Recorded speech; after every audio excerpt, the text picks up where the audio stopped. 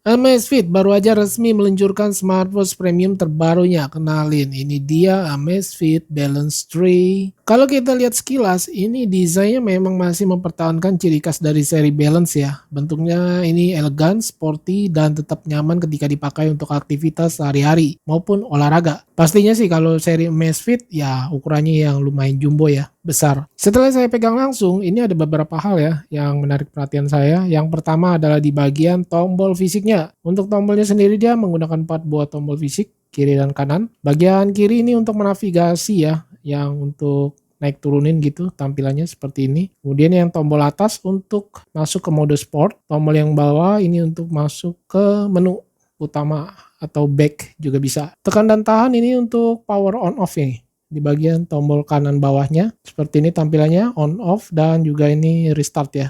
Untuk tombol-tombolnya sendiri menurut saya ini sangat empuk sekali ya saat ditekan-tekan gini. Berasa ada haptic feedbacknya gitu. Untuk di bagian desain dan material menurut saya ini salah satu peningkatan yang lumayan ya dibandingkan versi sebelumnya Balance 2. Dia menggunakan material yang jauh lebih premium. Untuk di bagian bezel ini materialnya dari titanium grade 5. Selain terlihat lebih mewah, material ini ya juga terkenal lebih kuat ya, mantep banget. Kalau saya timbang keseluruhan dengan strapnya ada di 80,7 gram, ya nggak ringan-ringan banget sih sebenarnya ya, di atas 50 gram.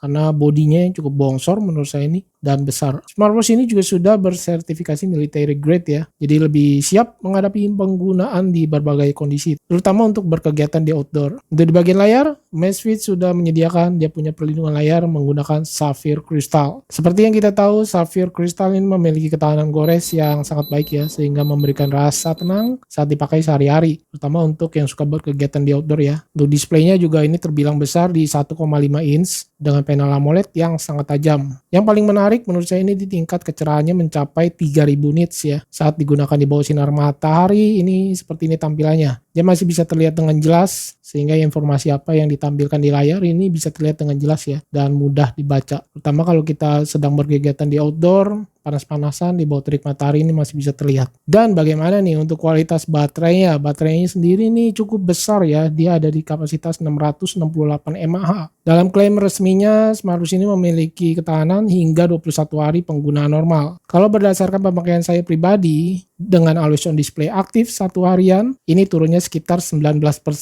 Juga untuk pengetesan GPS saya gunakan ya seharian full. Jadi tentunya hasil ini bisa berbeda-beda tergantung dari pola penggunaan kita masing-masing. Seperti intensitas olahraga, GPS, tingkat kecerahan brightness. Kalau untuk brightness sendiri dia saya setting di auto ya. Di sini kita bisa setting manual maupun di auto. Untuk penyimpanan internal, smartwatch dari Amazfit Balance 3 ini sudah menyediakan memori internal sebesar 64 GB.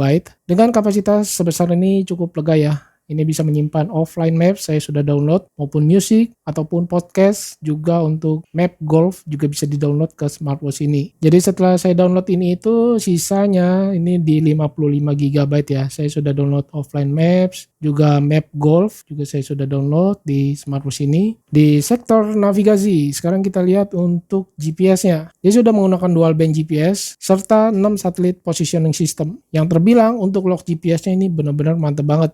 Cepat ngeloknya. Lalu untuk berkegiatan di outdoor, saya sudah tes di map peta rute GPS-nya. Memang ada beberapa kali ini keluar jalur kalau saya perhatikan. Tapi untuk di tikungan-tikungannya masih terbilang cukup oke sih ini. Karena ini masih baru, mungkin kedepannya akan ada update firmware yang jauh lebih baik di bagian maps GPS-nya ini. Waktu pertama kali saya unboxing, ini sudah ada update firmware ya. Pertama kali yang cukup lumayan besar, mungkin kedepannya akan ada update firmware lagi. Soalnya Amazfit itu rajin banget untuk update firmware ya. Buat yang suka berolahraga serius, dari Amazfit Balance 3 ini sudah mendukung berbagai aksesoris eksternal. Misalnya seperti heart rate monitor, running power meter, cadence sensor, dan perangkat olahraga kompatibel lainnya. Dan yang paling penting menurut saya di sini kita lihat di bagian atasnya, dia sudah built-in center ya, center fisik, tanpa harus center dari layar lagi nih. Untuk mengaktifkannya seperti biasa kita slide ke bawah, di sini tap di bagian center langsung nyala. Kemudian untuk mengatur dia punya levelnya, kita perlu tekan di bagian tombol kiri atas ini. Dia memiliki 4 varian atau 4 level tingkat kecerahan dari senternya ini, dan juga ada red light. Kemudian buat teman-teman yang pasti udah pada tahu lah ya, smartwatch dari seri Amazfit menyediakan thermometer, yaitu sensor suhu ya. Dan ketika saya tes smartwatch ini dilepas dari pergelangan tangan saya, sensornya akan menampilkan suhu lingkungan di sekitar kita. Namun ketika saya pakai, sensornya ini akan beralih mengukur suhu kulit pengguna atau suhu kulit si pemakai ya. Seperti ini misalnya saya tempelin di belakang saya nih jari ya, dan dia akan terhitung suhu kulit saya 33,1 derajat. Untuk fitur outdoor ini terbilang lengkap ya di serinya Amazfit, dari yang harga 1 jutaan sampai yang Amazfit Balance 3 ini yang terbilang smartwatch flagshipnya. Di sini sudah ada built-in offline maps, pastinya kita harus download dulu ya dari aplikasinya. Lalu juga tersedia kompas yang perlu dikalibrasi dengan memutarnya seperti ini. Di sini kita bisa lihat ya, dan kita bisa tap di bagian bawah ini untuk mengubah tampilannya seperti ini. Lalu juga kita bisa lihat barometer dan altimeternya di sini, tinggal slide ke atas. Kemudian ada fitur Golf Maps. Di sini kita perlu download juga dari aplikasinya dulu. Kemudian dia punya tampilannya seperti ini. Buat di seri-seri Amazfit seperti Cheetah juga ada ya kemarin ya. Fitur-fitur outdoor ini boleh bilang ini akan sangat membantu banget ya buat kalian yang suka hobi hiking, trail running, bersepeda, atau aktivitas outdoor lainnya. Kemudian dari sisi ketahanan air, smartwatch ini juga sudah memiliki sertifikasi hingga 10 ATM. Yang berarti tahan air ini sampai kedalaman sekitar 100 meter. Gile, mantap banget sih ya. Lalu untuk fitur kesukaan saya lagi di bagian hybrid charge. Sekarang namanya dia jadi hybrid charge ya. Ini akan terhubung atau terkoneksi ke semua smartwatch dari Amazfit. Ini keren banget sih. Jadi mirip-mirip ala-ala body baterai gitu. Tetapi menurut saya untuk hybrid charge ini kamu harus pakai selama kamu waktu tidur sampai pagi. Baru nanti akan dihitung persentasenya. Jadi ketika kamu tidak pakai selama waktu tidur, ini tidak bisa ya. Sekarang yang jadi pertanyaannya, apa perbedaannya dengan Amazfit Balance 2 nih? Terutama untuk fitur-fiturnya ya. Apa aja bedanya dengan Balance 3 ini? Kalau dari yang saya lihat, peningkatan yang paling terasa itu di bagian sisi materialnya nih, atau build quality-nya ya. Pada Balance 2 itu frame-nya masih menggunakan aluminium alloy, dengan case materialnya itu fiber polymer. Sedangkan Balance 3 ini menggunakan material titanium yang membuat tampilannya ini terasa jauh lebih premium ya. Selain itu untuk tingkat kecerahan layar juga beda nih. Untuk Balance 2 dia masih 2000 nits, sedangkan Balance 3 di 3000 nits. Bedanya sekitar 1000 nits yang cukup berasa ya menurut saya. Hampir lupa, dia memiliki juga smart feature atau smart fitur ya. Fitur pintar seperti Find My Phone. Di sini kita bisa untuk mencari telepon kita, tetapi yang saya tes dia hanya mengeluarkan getar aja. Kemudian remote kamera juga dia tersedia. Ini kepake banget ya buat foto-foto gitu ya dari jarak jauh menggunakan Bluetooth dari smartwatch-nya. Dia bisa kita setting. Di sini ada yang namanya timer, waktu penghitung mundur 3 detik. Dia hanya 3 detik aja, dan no delay atau yang dibilang itu tanpa timer.